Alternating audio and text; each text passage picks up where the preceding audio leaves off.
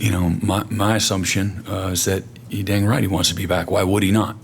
That's how I look at it. I don't have my head in the sand. I would be concerned if I was thinking in that way. Oh, I wonder if he wants to be back. Well, you start quarterback at Oklahoma. That's your dream. You turn down a lot of good people to come here, and now you've faced some headwinds, and now you're just going to quit. I don't see that in him, and I don't see that in guys in our locker room. Does it happen in college football or in life? You're damn right, and but not with people that are built with the right stuff. Not at all. And Jackson got the right stuff. Well, there you go.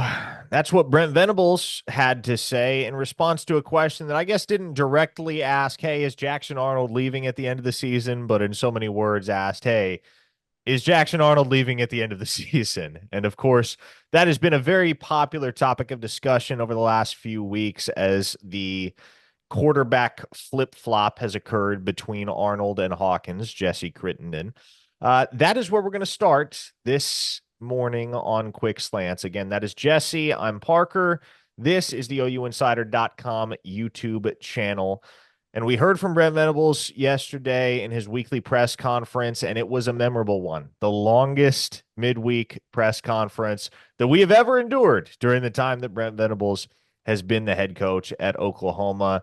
And obviously a really, really interesting answer there. Not one that was unexpected by any means, because I don't think Brent Venables is going to come out and say, yeah, I think this is probably it for Jackson Arnold. He finishes out the season and then he's in the portal. But one of the things he has continued to emphasize as the season has dragged on and Arnold has gotten benched and then later reinserted after Michael Hawkins struggles is that he's made of the right stuff and he's about the right things, Jesse.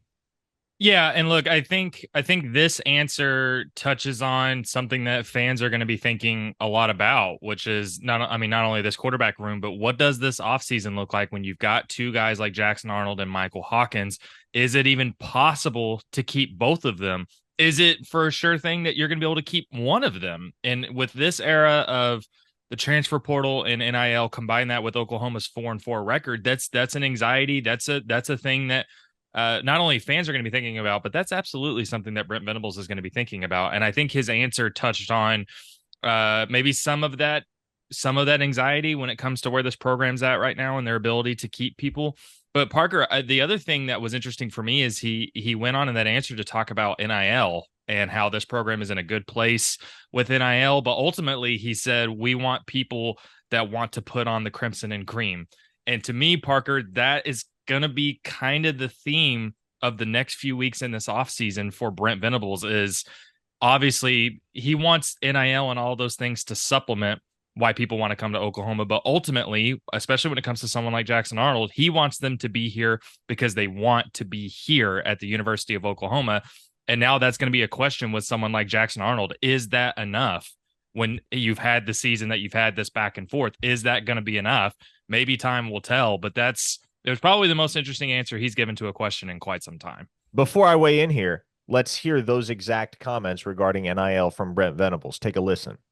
We got good NIL, if that's what you're referencing, and but there's a thing now called Rev Share that it's past its initial steps, and we'll be in a great position from that standpoint, But at the end of the day, for me, I want guys that want to be here because they want to put on the crimson and cream. They love their coaches. They love the locker room. They love being in Oklahoma Sooner. That's where it all starts with me. And I believe the guys in our locker room, that they love, meeting that criteria. I believe that firmly. And but nobody in college football is going to be immune from losing some guys.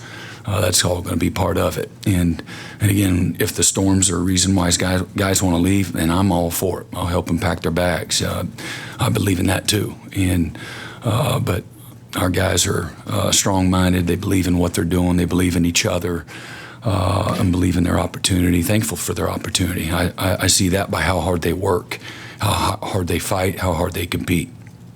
Now, these comments, Jesse, are more or less concurrent with a fantastic story that our national college football reporter Ross Dellinger did over at Yahoo Sports, in which he laid out how Pat Narduzzi and Pitt have turned things around after going 3-9 a season ago and are now sitting at 7-0 nationally ranked here in 2024.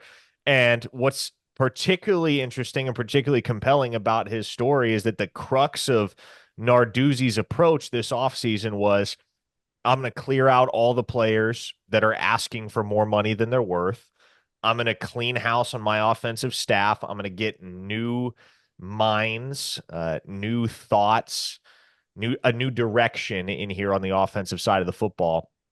But what it's about is finding guys that want to be at the University of Pittsburgh. And Narduzzi has a locker room full of those guys, and a 3-9 team a year ago is now 7-0 and very much in contention for a college football playoff berth here around the midseason mark. And so, Jesse, obviously Oklahoma has a larger budget than a program like Pitt. We're not talking an exact apples to apples comparison there. And in today's day and age, if you're going to swing with the big boys, the likes of Alabama and Georgia and Tennessee and Oregon, Ohio State, even Texas is entering that conversation, you're going to have to be willing to go out and spend a little bit, which we've discussed.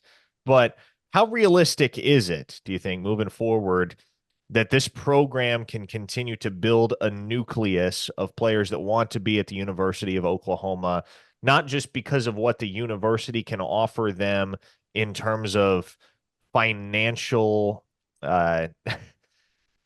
support, if you will, but more so what the university can offer them in terms of off-field support and a true family environment and guidance, not only as a player, but as a person?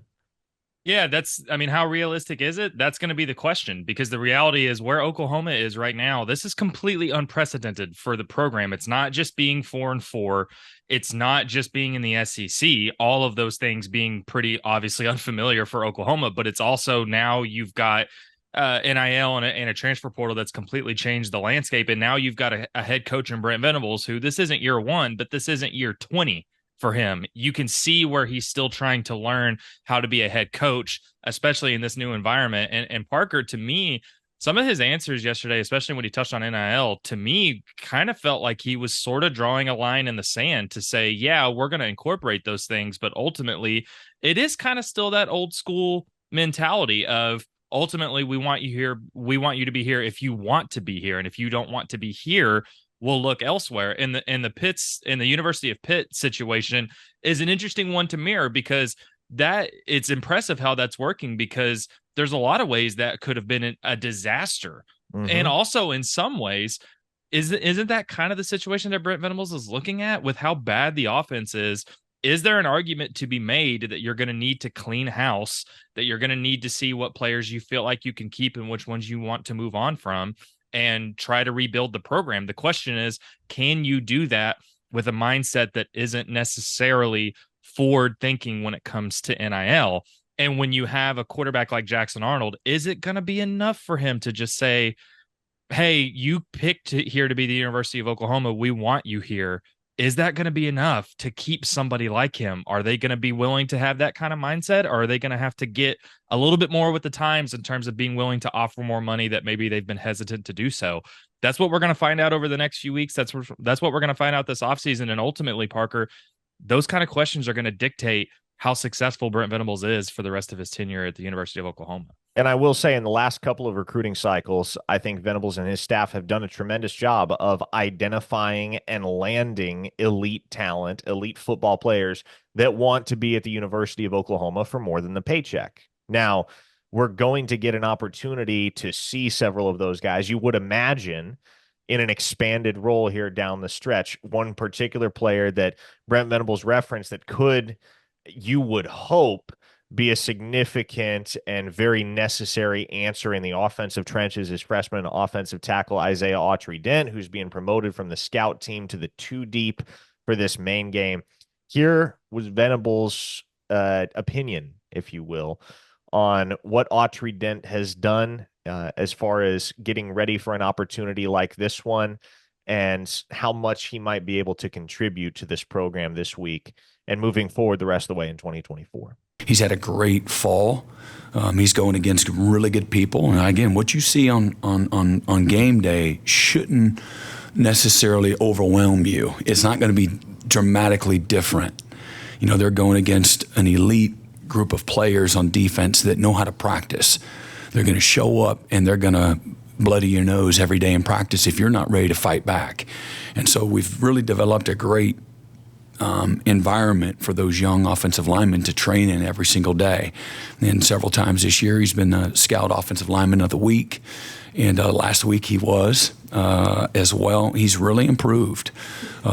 Is he game ready? You know, we're about to find out. Thought it was cool not only to hear Brent Venables shout out Isaiah Autry-Den, and of course we've heard him shout out guys like Eddie Pierre-Louis in past weeks, but another freshman that he harped on yesterday was freshman safety Jaden Hardy, former four-star signee out of Lewisville, Texas. And the thing that Venables said about Hardy was he just wants to get on the field.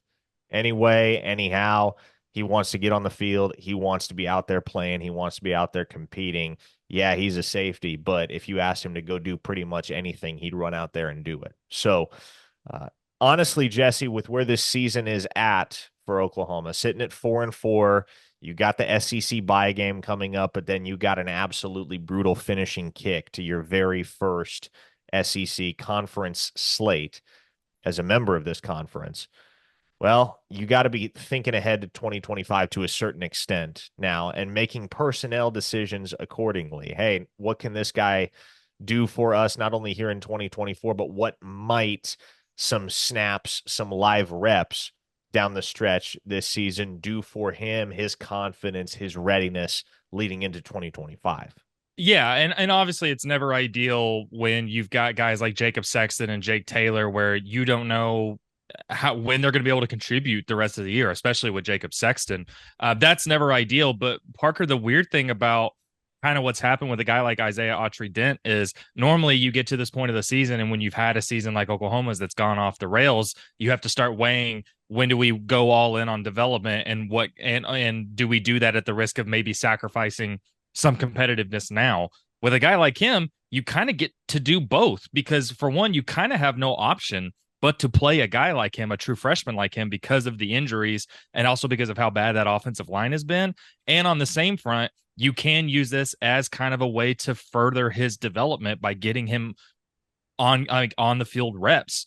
So you kind of get to do both situations a little bit. They kind of have no choice, and you get to develop him. And so I think if you're an OU fan that's disappointed with how this season has gone, that's going to be one of the things I think you can watch moving forward is, can someone like Isaiah Autry-Dent through the rest of the season, can he show on the field not only that he can contribute now, but that he is a guy that has a high ceiling, has a lot of potential that you can build on moving forward. And I think with this main game in particular, I mean, he really boasted about Jaden Hardy, as you said. Those are going to be guys that it's going to be interesting to hear. It's going to be interesting to see how much playing time they get down the stretch, because Parker, this season has gone so poorly that I think you this is your excuse if you want now to start building for the future. This is kind of your excuse to get some of those guys on the field to see what they can give you. So it's not ideal. If you're at the University of Oklahoma, if you're a fan of the program, you're looking to win championships, you're looking to win 10 wins and more and compete for conference championships. But at the same time, I think there can be some excitement about what these young guys can do. And Parker, I think we're going to see several of these young guys get not just a handful of snaps. I think we're going to see some of them get significant snaps, both out of necessity and both because they need to see what they can build on moving forward. Now, most everybody's favorite comment yesterday from Venables was the comment that we can't just crap another tackle in the middle of the season, right? What you got is what you got, and it's going to have to be good enough the rest of the way for Oklahoma. Jacob Sexton is on the shelf for, you would presume, the remainder of the season right now, based on the way that his injury looked and felt when it occurred Saturday against Ole Miss. And we've discussed that a little bit over at OUinsider.com.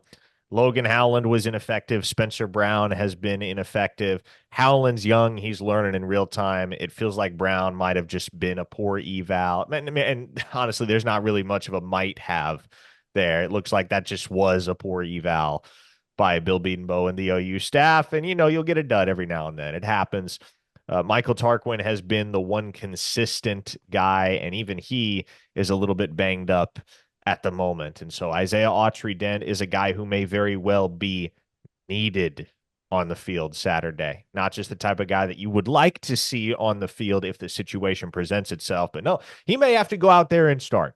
That's very much on the table. But between guys like Autry-Dent and Jaden Hardy and Michael Boganowski, Reggie Powers, Danny Okoye, Eddie Pierre-Louis, we've seen quite a bit of Taylor Tatum, obviously. We've seen some of Zion Kearney, Ivan Carione, et cetera, but still many members of this freshman class that have yet to truly make a tangible impact and should have a good deal of runway this coming Saturday to play more snaps than they have played all season and potentially showcase their ability to be entrusted with a greater share of the snaps, a greater share of the responsibility at their respective positions moving forward.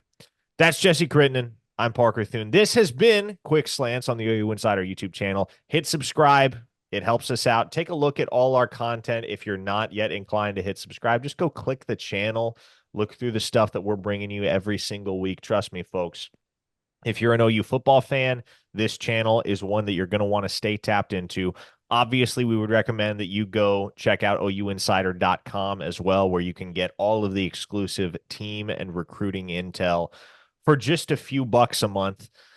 Whether we see you back here or whether we see you over there, we'll see you again before long, everybody. Take care. Okay?